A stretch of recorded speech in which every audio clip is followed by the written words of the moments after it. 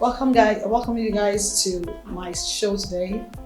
I'm going to be teaching you guys on how to make Bubez Pap to the right consistency. And for anyone who doesn't like pap, you have no choice but to crave for pap, because Bubez Pap is actually a household name that you would always want to have every day. So, but quickly, I'm going to put you guys through two very important processes that will determine what you're going to do next. And the first would be to get your hands properly washed with soap and clean running water and sanitize it. When you want to do your pap, you must make sure that you measure your pap by a teaspoon or tablespoon, and also measure the water to mix it with. They must be commensurate, otherwise you will get a dumpy or slumpy looking pap. Now what am I saying? If I want to make pap and I just dig my spoon into the pap and just pour any kind of water in the pap, I will not have the right consistency. But I personally, when I want to make pap, for every 2 tablespoons of pap I make, I would mix it with 8 tablespoons of clean water. I hope that's understood. And then next would be, I would put water to a boil and then get my 2 tablespoons of pap, mix it with the water with 8 tablespoons of water. And when I get it properly melted out, and I'll keep it down there. When my water comes to a boil, I will pour it into the pap. And this is quite important. Pay attention to this, please. When I'm pouring the water in the pap, I would alongside use a spoon to stir it while pouring it in. So I don't pour the pap in, I don't stir the pap and pour the water, just let it and come back to it. If you make that mistake, you're going to come out with lumpy pap. It's going to be full of lumps and sometimes not being properly cooked. So the secret here is when you're pouring the water after it's come to a boil, make sure you stir at the same time. Now, stirring it also depends on what consistency you like as a consumer. So I like thick pap. So when I mix it already, from the consistency of the water I put for the mixing has determined that I will have thick pap. Now if I want it lighter, I would increase the tablespoon of water I'm going to mix it with to get a lighter consistency.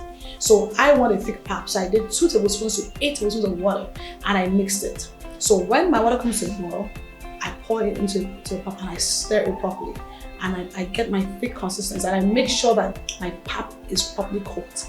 Now one would ask me, how would I know my pap is cooked? If you're using the strawberry pap or then the white pap, the normal maize, which is white. Yes. Now when you're making your pap, if you have a properly cooked pap, the edges wouldn't turn white. But when your pap isn't properly cooked, you're gonna have the edges still a little bit white. So it tells you it is uncooked. And it's important that you get your pap properly cooked, otherwise you might have a running stomach.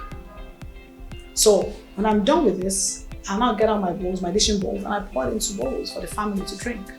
And guess what? I get my pap looking very interesting and appealing to the eyes. Now you ask me, how do I do that?